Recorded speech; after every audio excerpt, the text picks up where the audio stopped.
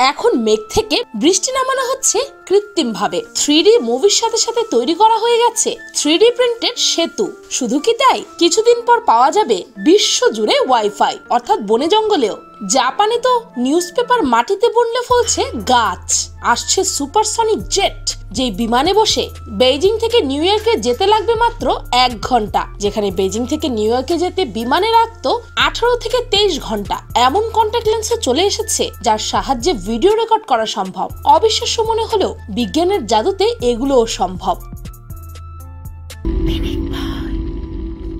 Number 1, কৃত্রিম বৃষ্টি। প্রচন্ড গরমের হাঁসফাঁস অবস্থায় অনেকেরই মনে হয় একটু বৃষ্টি হলে বেশ ভালোই হতো। তবে চাইলেই তো আর শহর জুড়ে বৃষ্টি নামানো যায় না। কিন্তু বিজ্ঞানের জাদুর কাঠির ছোঁয়ায় কৃত্রিম বৃষ্টি নামতে পারে আরব আমিরাতে। না, এ কোনো কল্পকাহিনী নয়, বাস্তবেই প্রচন্ড গরম কমাতে মধ্যপ্রাচ্যের অন্যতম ধনী দেশ সংযুক্ত আরব আমিরাতের শহর দুবাইতে নামানো হয়েছে কৃত্রিম বৃষ্টি। গরমে নাজেহাল শহরবাসীকে স্বস্তি দিতে বিমান ও ড্রোন প্রযুক্তির সাহায্যে নামানো হয়েছে কৃত্রিম বৃষ্টি। প্রথমে বিমান বা ড্রোনের সাহায্যে আকাশে খোঁজা হয় মেঘ। ছোট্ট একটি মেঘের দল পেলেও বিজ্ঞানীরা খুশি হয়ে যায়, কারণ এই মেঘের ভেতরেই আছে তাদের কাঙ্ক্ষিত বৃষ্টি। তারপর সেই মেঘের কাছে নিয়ে যাওয়া হয় 48 কিলোগ্রাম স্পেশাল টাইপের লবণ। তখন আকাশে সেই লবণ স্ফটিক বার্স্ট করানো হয়, আর এই লবণগুলোই মেঘের বৃষ্টিকে আকর্ষণ করে। তখন মেঘ আস্তে আস্তে ভারী হতে থাকে ও শেষমেশ বৃষ্টি হয়ে ঝরে পড়ে। মাঝে মাঝে তো এইভাবে বৃষ্টি তৈরির জন্য প্লেন দিয়ে লবণ পাঠাতে হয়। শুধু পাহাড়ের ওপর থেকে লবণ ওপরে রিলিজ করলেই তৈরি হয়ে যায় বৃষ্টি, যাকে বিজ্ঞানীরা বলছেন ক্লাউড সিডিং পদ্ধতি। এর ফলে মরুর দেশটিতে দেখা মেলে বৃষ্টির। বলা চলে জোর করে বৃষ্টি নামিয়েছেন বিজ্ঞানীরা। বিষয়টি আগে থেকেই জানিয়ে দেওয়ায় বৃষ্টিতে ভিজে নাজেহাল হতে হয়নি দুবাইবাসীকে, বরং প্রচন্ড গরমের পর স্বস্তির বৃষ্টি উপভোগ করছেন তারা। তবে মেঘের গতিবিধি এটির মাধ্যমে কন্ট্রোল করা সম্ভব না, আবার কোথায় বৃষ্টি হবে এটিও কন্ট্রোল করা সম্ভব না। নাম্বার 2, কৃত্রিম মস্তিষ্ক। শত লক্ষ কোটি নিউরনের ভিড়ে মানব মস্তিষ্কের বেশিরভাগ অংশ আজও বিজ্ঞানীদের কাছে অজানাই রয়ে গেছে। কিন্তু ব্লু ব্রেইন প্রজেক্টের বিজ্ঞানীরা আগামী 10 বছরের মধ্যে মানুষের কৃত্রিম মস্তিষ্ক তৈরির কথা জানিয়েছেন। এরই মধ্যে IBM এর সুপার কম্পিউটার ব্লু জিন ব্যবহার করে ইঁদুরের মস্তিষ্কের মডেল তৈরি করেছেন তারা। দেখা গেছে মানুষের সাহায্য ছাড়া এর প্রতিরূপ কোষগুলো সাড়া দিতে বা অন্য কোনো কাজে আপনা থেকেই করতে পারছে। মানুষের চেতনাকে আরো ভালো করে বুঝতে এবং জৈবিক মডেলের পরীক্ষা করার জন্য এ ধরনের মস্তিষ্ক কাজে আসবে। নাম্বার 3, বিশ্বের প্রথম 3D প্রিন্ট করা সেতু। 3D মুভির পর এখন তো গাড়ি, বাড়ি, এমনকি নদীর ওপর 3D সেতু নির্মাণের কথা ভাবছেন বিজ্ঞানীরা। একথা ভাবছেন বললে ভুল হবে, অলরেডি 3D সেতু নির্মাণ করা হয়ে গেছে। 2021 সালে নেদারল্যান্ডসের আমস্টারডামে উন্মোচন করা হয়েছে 3D প্রিন্টিং প্রযুক্তিতে তৈরি বিশ্বের প্রথম সেতু। স্বয়ংক্রিয় সেতুটি পথচারী ও যানবাহন পারাপারের সময় ওজন, তাপমাত্রা সহ বিভিন্ন তথ্য কালেক্ট করতে সক্ষম। নিউ সিভিল ইঞ্জিনিয়ার.com জানায় পুরো সেতুটি রোবটের মাধ্যমে প্রিন্ট করা হয়েছে। সেতু জুড়ে রয়েছে কম্পিউটারের সঙ্গে সংযুক্ত বিশেষ সেন্সর নেটওয়ার্ক, যার মাধ্যমে সেতুর উপরে চলাচলরত সবকিছু পর্যবেক্ষণ করা যাবে। অ্যালেন টিউরিং ইনস্টিটিউটের ডেটা সেন্ট্রিক ইঞ্জিনিয়ারিং এর উদ্যোগে সেতুটি তৈরি হয়েছে। এই প্রকল্পের সাথে আরো যুক্ত ছিল 3D প্রিন্টিং প্রতিষ্ঠান MX3D। নকশা করেছে জরিস লারমান ল্যাবস। গবেষকরা এই প্রকল্পে অটোডেস্কের সফটওয়্যারেরও সাহায্য নেন।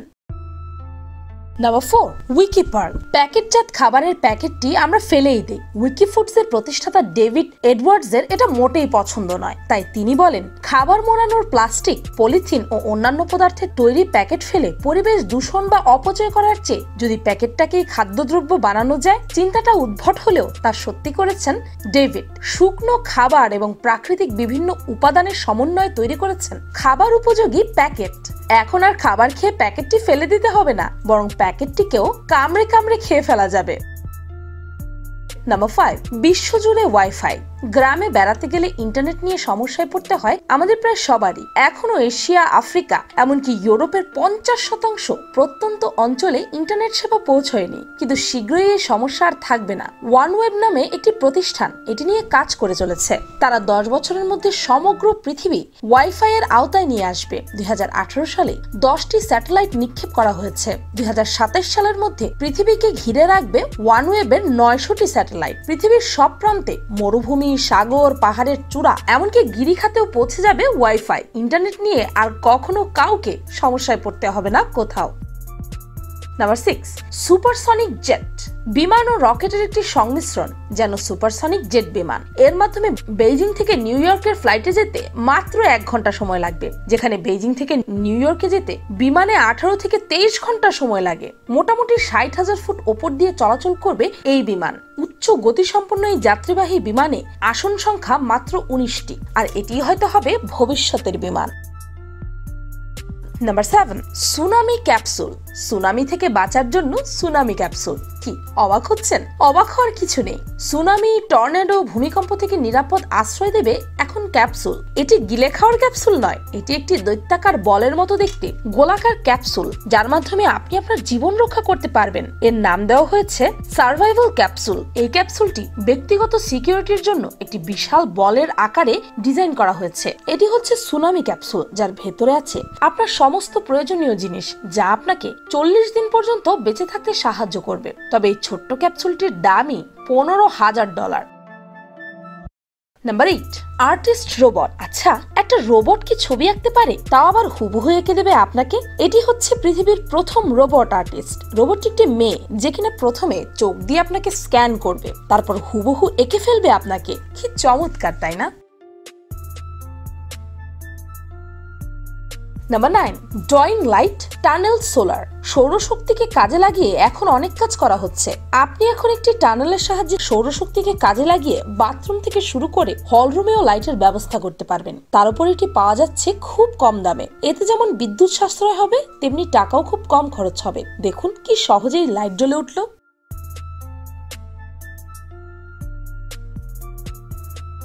Number 10, video recording lens.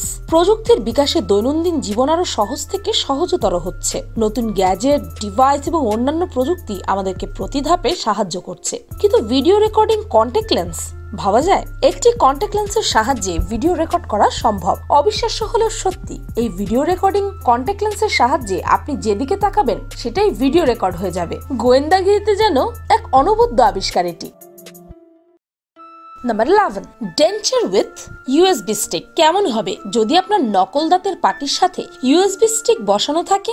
অনেকেই হয়তো ভাবছেন এইটা আবার কেমন কথা, দাঁত থাকবে দাঁতের জায়গায়, এইখানে আবার ইউএসবি আসলো কোথা থেকে? তবে বলে দেই, এটি নতুন এক আবিষ্কার। সেখানে নকল দাঁতের পাটির সাথে লাগানো থাকবে ইউএসবি, আর আপনি চাইলে সেই ইউএসবি ব্যবহার করতে পারবেন যখন ইচ্ছা তখন। কিন্তু কথা হচ্ছে, কারো যদি সেফ জায়গায় রাখতে হয় এটি, তাহলে এত কিছু থাকতে মুখে রাখার দরকারটা কি? Number 12, hemo purifier.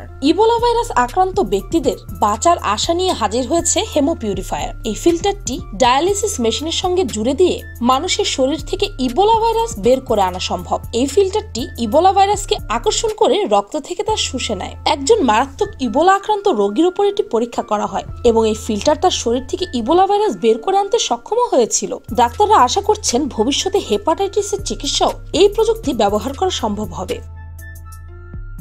Number 13, nowcasting system. আবহাওয়ার পূর্বাভাস পেতে এই বছর নতুন প্রযুক্তি যুক্ত হয়েছে। কৃত্রিম বুদ্ধিমত্তা বা আর্টিফিশিয়াল ইন্টেলিজেন্সের মাধ্যমে আবহাওয়ার পূর্বাভাস পেতে সহায়তা দেবে এই প্রযুক্তি, যার নাম নাওকাস্টিং সিস্টেম। নতুন এই প্রযুক্তির মাধ্যমে তাৎক্ষণিকভাবে আগামী 1 থেকে 2 ঘন্টার মধ্যে আসন্ন ঘূর্ণিঝড়, এমনকি বন্যার পূর্বাভাসও পাওয়া যাবে। গুগলের মালিকাধীন লন্ডনের AI lab deep mind, university of Exeter এবং যুক্তরাষ্ট্রের আবহাওয়া দপ্তর মেট অফিসের গবেষকরা নতুন এই প্রযুক্তি আবিষ্কার করেন। গবেষকরা জানান, শতকরা 89% ক্ষেত্রেই এআই সিস্টেমটি সঠিক পূর্বাভাস দিতে পারে। তাই স্বল্প সময়ের নিখুঁত আবহাওয়ার পূর্বাভাস মানুষকে নিরাপদে থাকতে সাহায্য করবে।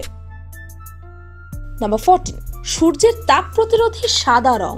বিশ্বের সবচেয়ে সাদা রং তৈরি করলেন যুক্তরাষ্ট্রের পুরোদু বিশ্ববিদ্যালয়ের গবেষকরা। সম্প্রতি গিনেস বুক অফ ওয়ার্ল্ড রেকর্ডেও স্থান পেয়েছে এই আবিষ্কার। এয়ার কন্ডিশনারের বিকল্প হিসেবে বাড়িতে এই রং ব্যবহার করা যাবে। জলবায়ু পরিবর্তন মোকাবেলায়ও এটি বিশেষ ভূমিকা রাখবে। বাজারে সাধারণ রং যেখানে 80% পর্যন্ত তাপ শোষণ করে, সেখানে 98.1% পর্যন্ত সূর্যের তাপ প্রতিফলিত করতে পারবে নতুন এই রং। এটি সূর্যের ক্ষতিকারক ইনফ্রারেড রশ্মিও ঠেকাতে সক্ষম।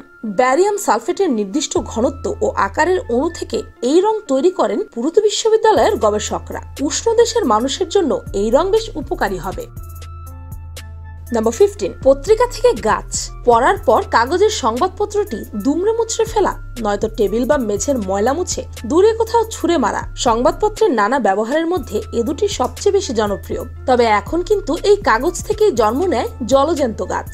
মন গড়া কল্পকাহিনী নয়, এই হচ্ছে জাপানের গ্রিন নিউজপেপারের সত্যিকারের গল্প। 2016 সালের 4 মে দেশটির বিখ্যাত সৈনিক দ্য মাইচিনি সিম্বনসার প্রকাশক এই উদ্যোগ নেন। গ্রিনারি ডে উপলক্ষে শুরু করা সেই প্রক্রিয়া এখনো অব্যাহত রয়েছে তাদের। পরিবেশ সংক্রান্ত সংবাদের জন্য নিবেদিত বিশেষ সংস্করণটি উদ্ভিদ ভিত্তিক কালি দিয়ে পুরোপুরি বায়োডিগ্রেডেবল কাগজে ছাপা হয়েছিল। এই কাগজের অভ্যন্তরে লুকানো ছিল ভেষজ গাছের বীজ। প্রকাশক তার পাঠকদের নির্দেশ দিয়েছিলেন, পড়া শেষে এই সংবাদপত্রটি ছোট ছোট টুকরো করে মাটিতে রোপণ করুন, তারপর গাছ পরিচর্যার মতো করে তাতে নিয়মিত পানি ঢালুন, আর কদিন পরেই দেখবেন অঙ্কুরিত হচ্ছে ভেষজ গাছ। যেমন বলা তেমনি কাজ, সবাইকে অবাক করে দিয়ে কাগজ থেকেই হলো গাছ। এই সংবাদপত্রের প্রথম উদ্যোগটি 48 লাখ মানুষের কাছে পৌঁছেছিল, যা থেকে প্রকাশকের অতিরিক্ত আয় হয়েছিল $7 লাখ, যা বাংলাদেশি টাকায় 66 কোটি টাকা। সে সময় এই ঘটনাটি এত ভাইরাল হয় যে এখন সারা দেশে প্রতিদিন 40 লাখেরও বেশি কপি বিক্রি হয় এই সংবাদপত্রের। নাম্বার 16, পরীক্ষা। শেষমেশ একটা মজার আবিষ্কারের কথা বলি, যে আবিষ্কারটা বেশিরভাগ শিক্ষার্থীদেরই অপছন্দের। সেটি হচ্ছে পরীক্ষা। কম বেশি সকলেই আমরা আমাদের ছাত্র জীবনে প্রত্যেক পরীক্ষার আগে একবার হলেও ভাবতাম, এই পরীক্ষা জিনিসটা কে আবিষ্কার করলো। একই সাথে তাকে যদি একবার সামনে পেতাম তাহলে তাকে যে কিভাবে শায়েস্তা করতাম সেই নীলনকশাও মনের অজান্তে করে ফেলতাম। পরীক্ষা পদ্ধতির সূত্রপাত হয়েছিল প্রাচীন চীনে। জি, এটাও মেড ইন চায়না। চীনে সর্বপ্রথম স্ট্যান্ডার্ডাইজড টেস্ট বা সার্বভৌম পরীক্ষার প্রচলন শুরু হয়। এই পরীক্ষাটি ছিল মূলত একটি বাছাই পরীক্ষা, যার মাধ্যমে সরকারি চাকরির জন্য যোগ্য প্রার্থীদের বাছাই করা হতো। এই পরীক্ষা পদ্ধতি চালু হয় 605 খ্রিস্টাব্দে। সুই রাজবংশ এই পদ্ধতি চালু করে। তবে পরীক্ষার আবিষ্কারকটা কে, এই সম্পর্কে আলোচনা করতে গেলে আরো একজনের নাম আসে। তার নাম মাইকেল হেনরি। তিনি ছিলেন ফরাসি দার্শনিক, যিনি পরীক্ষা এবং পরীক্ষা পদ্ধতি নিয়ে মার্কিন যুক্তরাষ্ট্র সহ পৃথিবীর বিভিন্ন দেশে বক্তৃতা দিয়েছেন। বর্তমান দিনগুলোতে আমরা এমন সব জিনিস ব্যবহারের মধ্যে দিয়ে চলে আসছি যা আগে কখনো কল্পনাও করা যায়নি। বর্তমানের প্রতিটি বছর প্রাচীন কয়েক হাজার বছরের থেকেও বেশি পরিবর্তন নিয়ে আসছে। ভবিষ্যতে হয়তো আরো বড় কিছু আবিষ্কার হবে যা আবারও পাল্টে দেবে বর্তমানকে। ভিডিওটি ভালো লাগলে আপনার ফ্রেন্ডস এন্ড ফ্যামিলির সাথে শেয়ার করতে, আর পিনিকপা চ্যানেলকে সাবস্ক্রাইব করে বেল আইকনে অল নোটিফিকেশন অন করতে ভুলবেন না যেন। আমি ফাল্গুনি, আজকের মতো পর্যন্তই। দেখা হচ্ছে পরের ভিডিওতে।